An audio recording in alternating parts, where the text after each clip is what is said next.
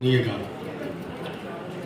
क्योंकि पेशे से अधिवक्ता हूँ और अधिवक्ता को विद्वान माना जाता है। जैसे हर मरे हुए आदमी के आगे स्वर्गीय लगाया जाता है, इसी तरीके से उसको विद्वान माना जाता है। विद्वान मान के अगर आप सुनेंगे तो आनंद मिलेगा। वैसे भी यहाँ शिक्षित बहुत हैं, लेकिन दीक्षित कोई नहीं है।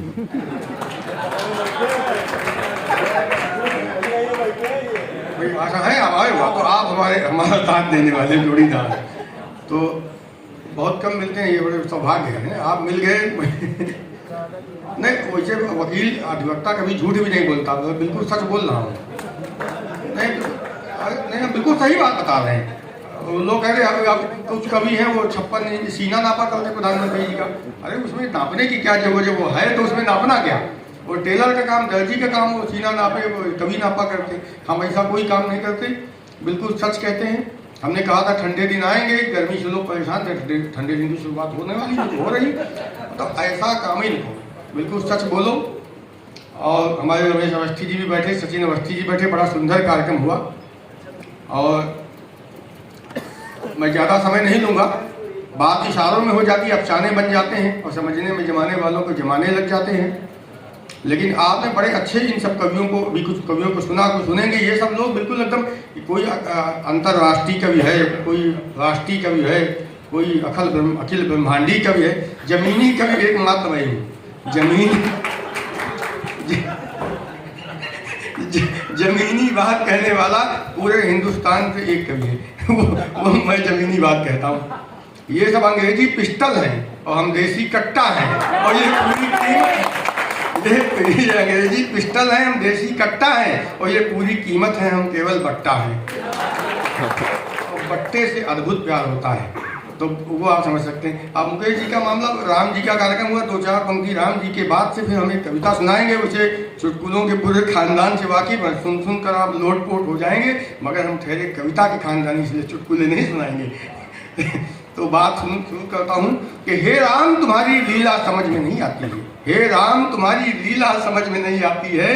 सत्य की यहाँ राम नाम सत्य हो जाती है, सत्य की यहाँ राम नाम सत्य हो जाती है, और झूठ को मुक्ति मिल जाती है, और इसको अंजाम देने के लिए पूरी लीला रची जाती है, और इसको अंजाम देने के लिए पूरी लीला रची जाती है। हे राम तुम्हारी लीला समझ में नहीं आती है।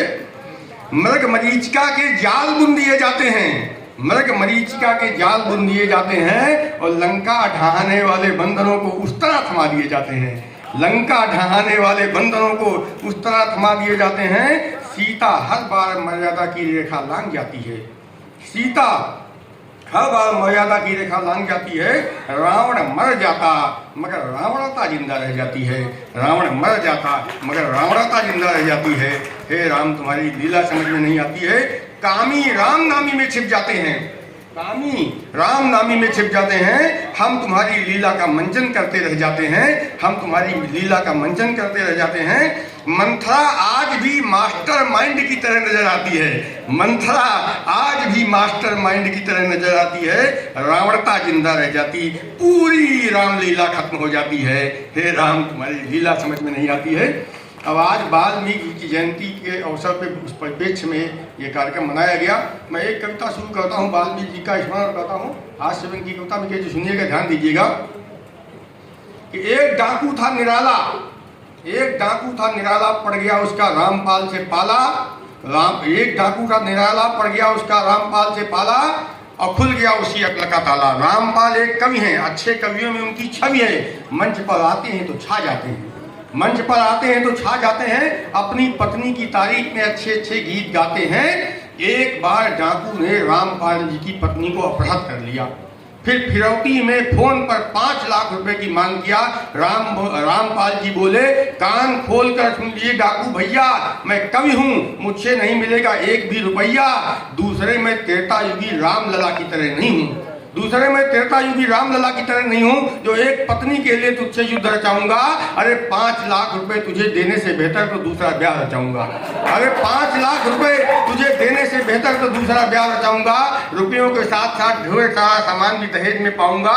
डाकू चकराया, उसकी समझ में कुछ भी नहीं आया, बोला गलत नंबर डायल हो गया।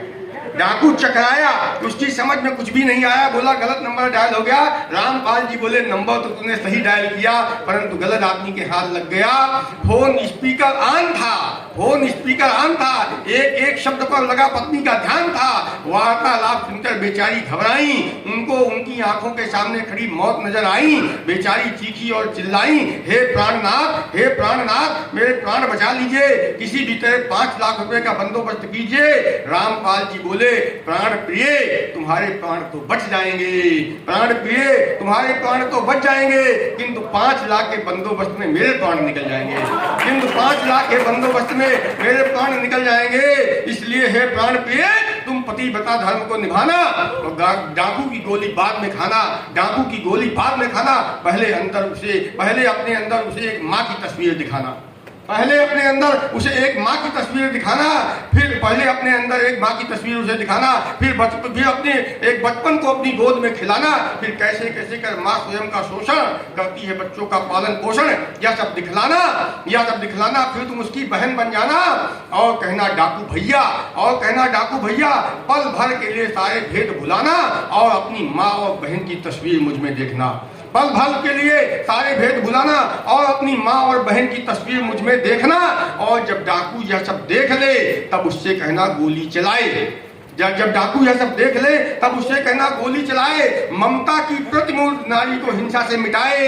यह सब सुनते सुनते डाकू की संवेदना जाग गई और वह बिलखने लगा, यह सब सुनते सुनते डाकू की संवेदना जाग गई और वह बिलखने लगा, यह सब सुनते सुनते डाकू की संवेदना जाग गई और वह बिलखने लगा और वह सब बिलखने लगा और कविता लिखने लगा।